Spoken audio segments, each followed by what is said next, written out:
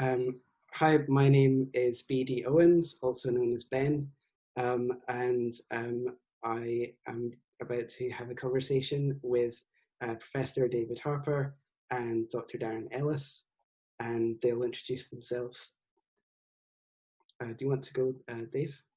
Yeah, sure. I'm Dave Harper. I'm a professor of clinical psychology at the University of East London, and my day job is I'm co-director of a clinical psychology program, training people to work in the NHS. But I've had an interest in surveillance for quite a few years.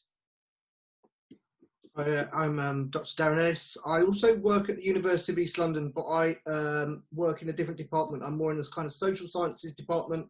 And although I'm a psychologist, I teach psychosocial studies and, well, a new degree now, psychosocial community studies. And yeah, I've got a real interest in surveillance and big data and social media. But most of my research has kind of been conducted around the area of emotion and affect and feelings. I've written a book on social psychology of emotion and just finished a book recently that's coming out in October on emotion in the digital age. Fantastic. So we're going to have a conversation about my project work in kind of just, in relation to where things cross over.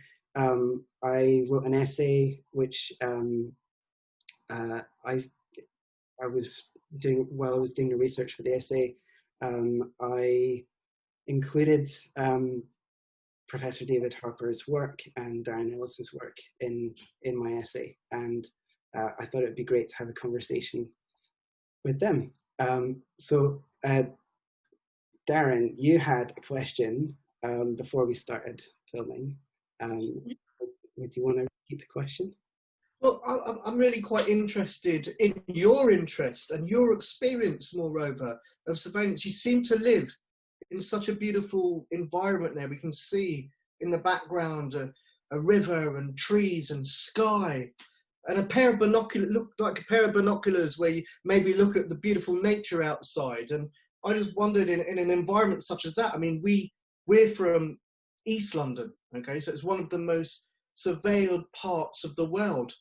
London is certainly one of the most surveilled cities in the world in terms of CCTV cameras.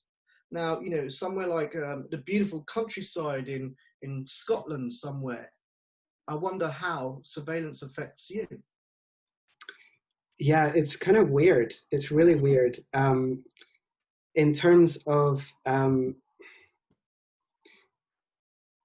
just going to kind of sort of riff off what you just said.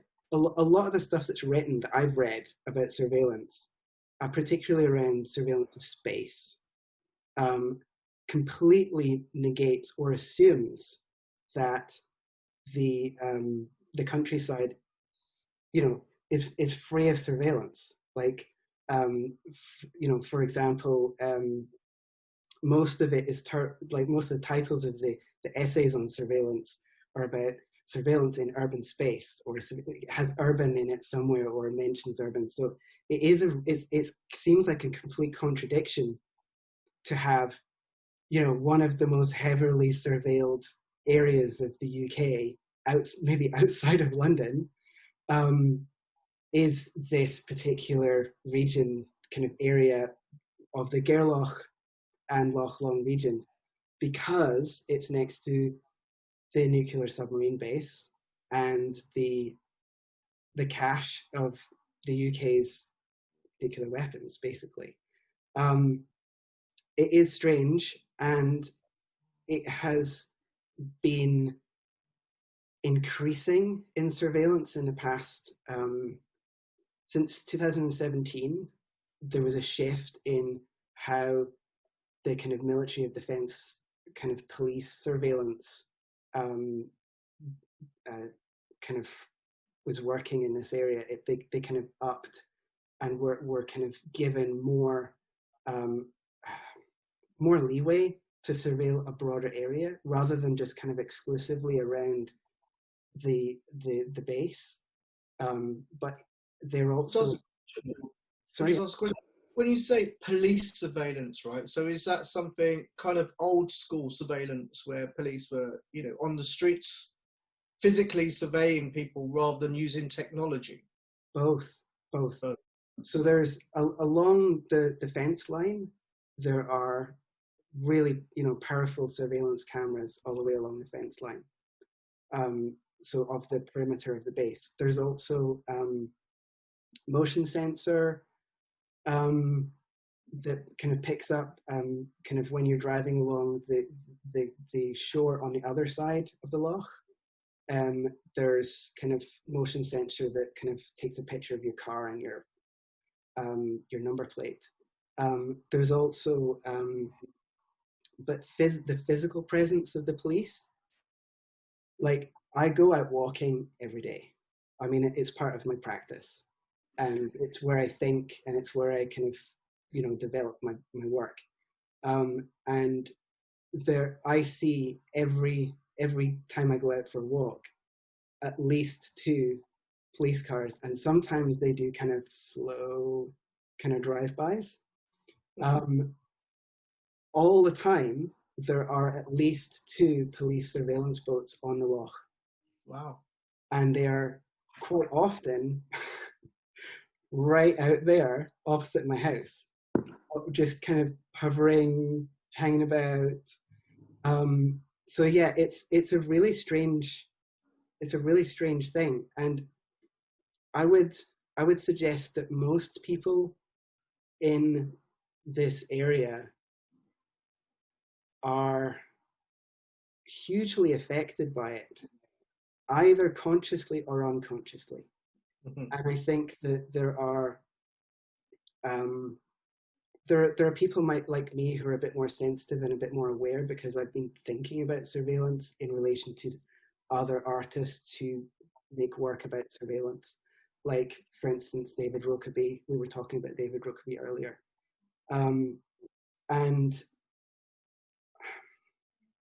But there's also a lot of ex-military personnel who've retired, who have been, you know, part of their job is to be surveilled by the military themselves. So I'm sure that they've become desensitized to it. There are also people who, you know, grew up here from little kids. I mean, I grew up 16 miles by the crow flies, and my family's lived here for about 19 years, like in this house.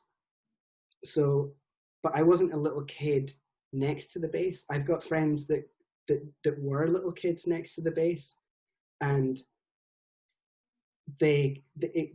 surveillance is completely normal to them. Like, yeah. Really, that it would be absurd for anybody else, and it kind of creepy for anybody else. And maybe because I moved away and then came back, I have maybe a heightened sense, and also because I, you know, took an interest in a surveillance artwork.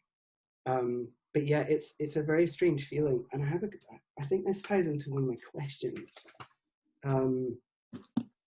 about. Sorry, I'm under a military helicopter flight path, so you might have had 2 sets of helicopters over already. So just to kind of continue with the theme of military surveillance. Yeah, so that kind of ties into what Haley Koskela was talking about in her essay "Gaze Without Eyes." The kind of that paradoxical space that she was talking about, that you mentioned in your kind of collaborative essay, the sort of kind of space as a container, but it's also this kind of there's this thing where I don't know, maybe you can explain it a bit better. Well, I mean, one of the things, and you know, I'm sure Dave's going to be able to talk about this as well. Basically, what we did is we were interested, because we lived in London, and similar to your experiences, really, of people kind of, not really noticing and normalizing surveillance systems and not being outraged by it.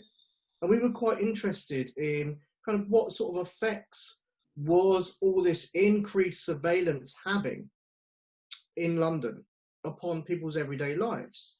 Okay, and one of the first things that we sort of found, because we went and did interviews with individuals who experience surveillance on an everyday basis, but not in a particular kind of way, but just everyday experiences of it.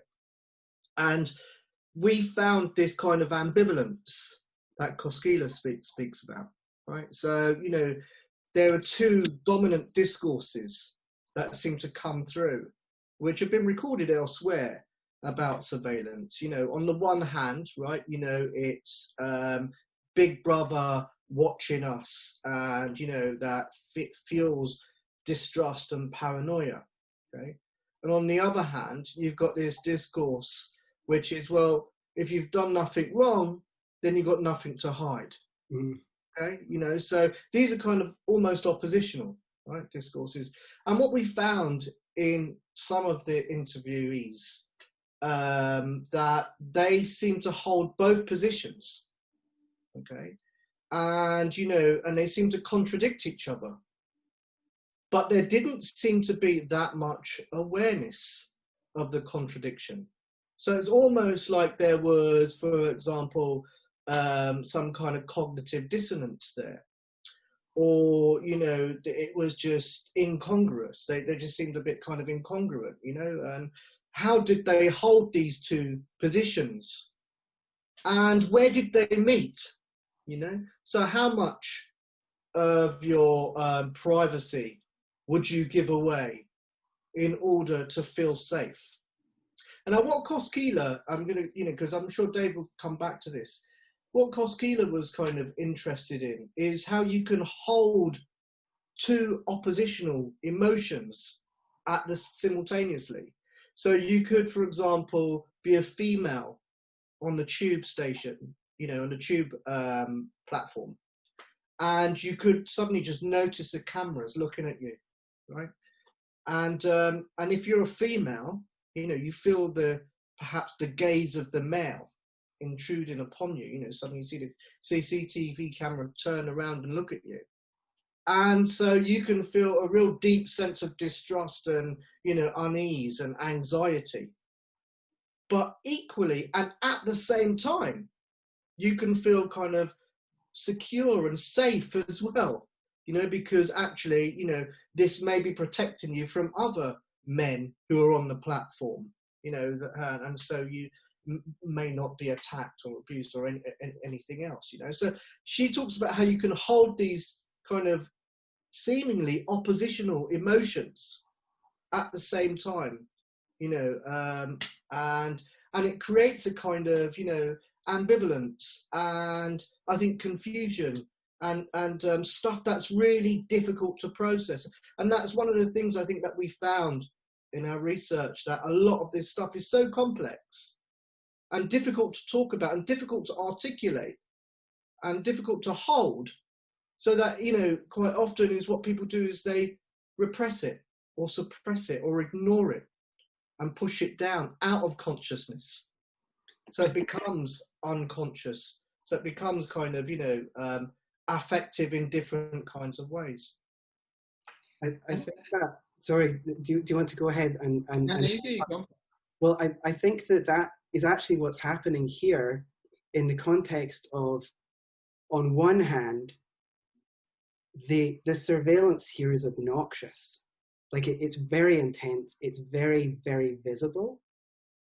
But at the same time, people are quite rightly wanting this area to be secure, because it is, it is potentially a target for, people who want to do bad things.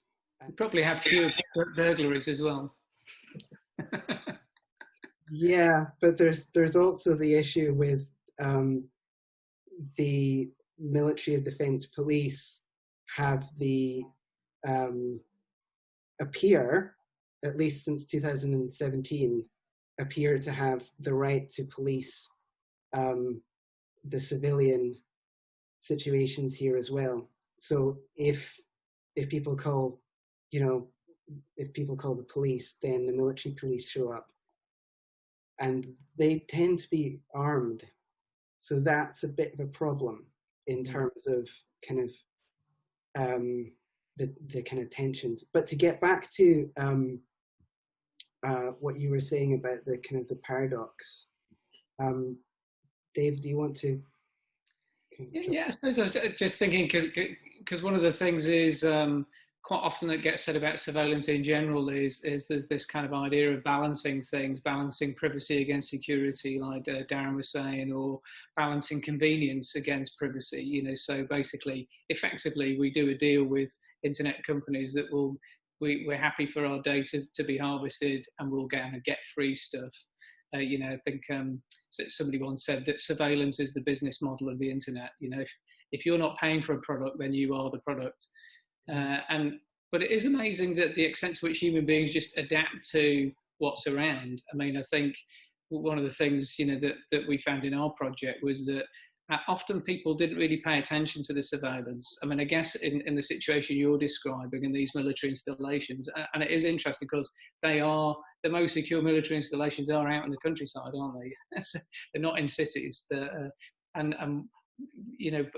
Most of that kind of surveillance is kind of static and cameras, and people will just get used to that, won't they? But where the things that kind of stood out for our participants was where surveillance was kind of made visible in some way.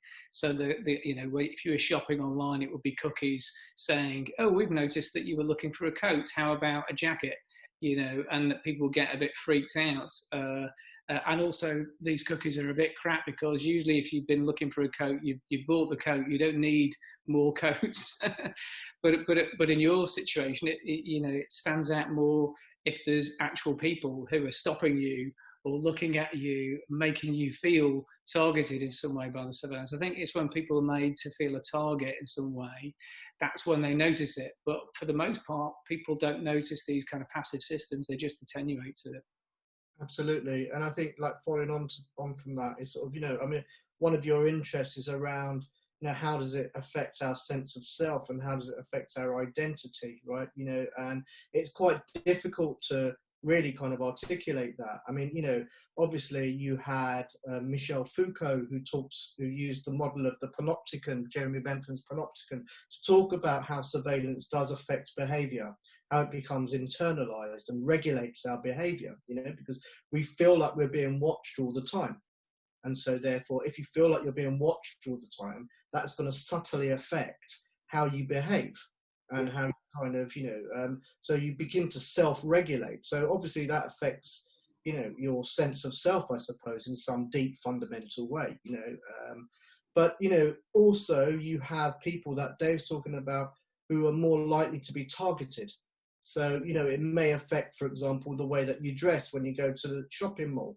If you've got tattoos on your arms and if you've got a hoodie, you might sort of want to change how you look in some way because, you're being surveilled and therefore more likely to be targeted because those kinds of people are what David Lyons called socially sorted into, certain categories that, are more likely to be targeted by surveillance systems because they're more risky characters.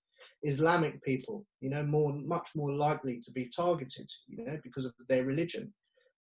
Black people, more likely to be stopped and searched, by police, and surveilled in that way. So, some people are a lot more targeted, so it affects them in a much more immediate kind of way, whereas white, middle class, people that sort of feel, well, I'm not really being targeted here.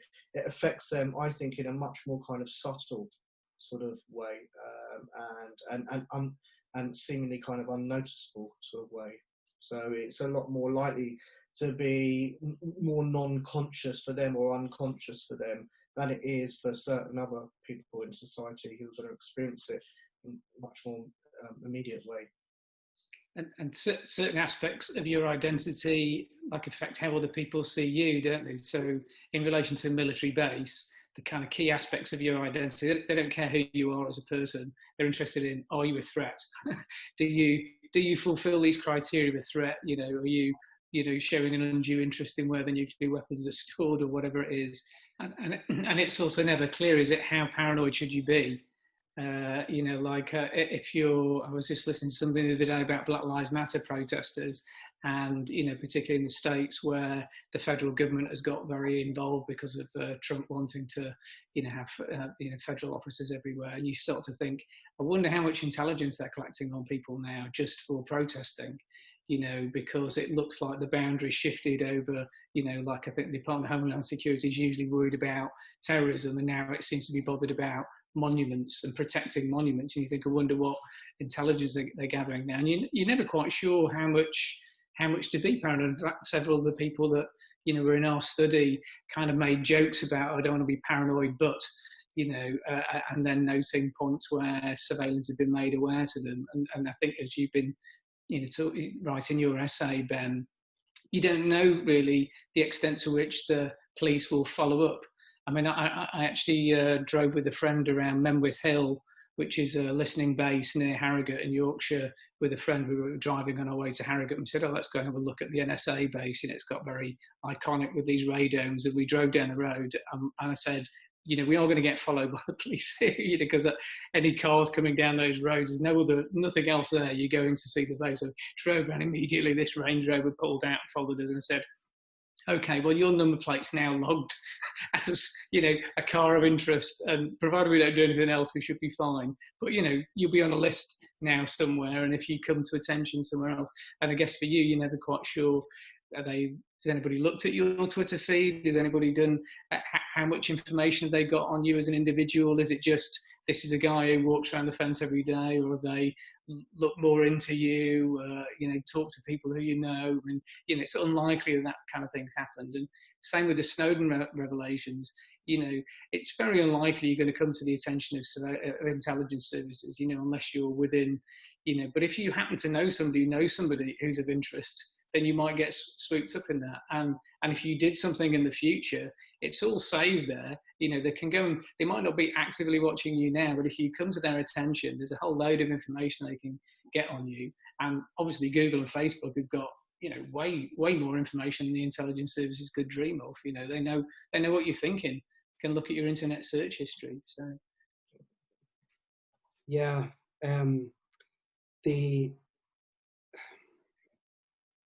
there was a period of time where I was a bit paranoid that my Twitter was being messed with.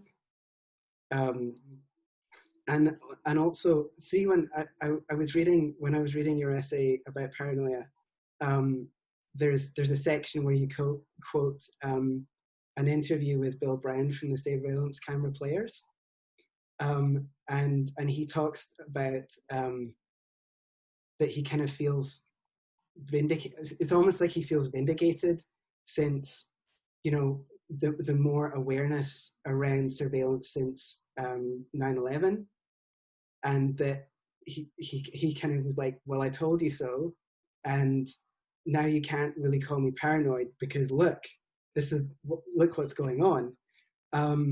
And also that line where he says, hang on, I've written it down, that line where he says that he's struggling to remain unparanoid. Like I almost feel like I'm struggling to remain unparanoid, even before I did my project, because it's everywhere. It's right out in front of my house. There's a police boat that hangs around. When I'm going for my walks away from the base, sometimes the police boat is within 100 meters of the shore and is kind of going really slowly. And when I turn around and come back again, they turn around and come really slowly. But it's probably just coincidence. It's probably not that they're tracking me. It's probably just, they're probably doing, I don't know, listening to a They've radio. probably got random routines, haven't they? But I mean, on the other hand, there could be, couldn't they? I mean, there's not much else going on, is there, in the middle of the countryside? So apart from watching birds, you're probably the most interesting thing that happens during their day. It might be that, you know, the police boat on the loch is just following me because they've got nothing else to watch, you know. I mean, it is incredibly. I mean, a lot of this in the surveillance studies area, that there have been some studies of like CCTV camera operators and security staff in airports, and it is a major problem. I mean, it's an incredibly boring job, and if you get it wrong, with quite bad results. So you know, it's quite high stress, but that kind of stuff happens so rarely. You know, so it's actually it's a problem for them. You know, how do you stay, you know, interested and engaged and watching for things when absolutely nothing's happening most of the time? So it's quite tricky. Yeah, totally. So yeah, I just wanted to say thank you for, you know, taking time to do this, and I really hope that, you know, we get another chance to kind of talk in the future, perhaps about kind of later stages of my project, and because it's an ongoing thing, and at some point I will be engaging more with the local community. At this point, I'm building I'm still building the artwork into a way that people can engage with it in a different way than Twitter, because at the moment the only social engagement element to it is via Twitter. So I want there to be other engagements, both online and offline, and maybe at that point we can have more discussions kind of like this. But yeah, I just wanted to say thank you. That's all right. Thanks for the invite, Ben. I'm fascinated by all this stuff anyway. So the Cold War, and Darren knows this is a espionage and all that kind of stuff. So I'm very happy to be involved. Yeah, it'd be great to chat further. And I'm really fascinated by your projects, and I'm really fascinated by your community. I mean, you know, it's a community up there that's really highly surveyed. And it'd be really interesting to do some more research on your community. I know that sounds a bit sort of cold, but I'd really be fascinated to know some more about kind of the dynamics and the effects of surveillance, the emotional and unconscious and conscious effects, and how that affects social relations. You know, you sort of spoke a little bit about that, you know, and that everybody in some way is involved. And what about the people that are coming in? You know, are they local people that are usually working in the organisations that are doing the surveying, or, you know, are they coming from outside and so considered as outsiders? Is there kind of a tension between the organisations and the community, and how do they integrate with each other and that kind of thing? Sounds really fascinating. Sounds like a brilliant project, you know, and I'm really looking forward to seeing how it develops. Yeah, and do let us know, Ben, when this is going out. If we're around on the 11th of September, we'll try and tune in and listen to your Q&A.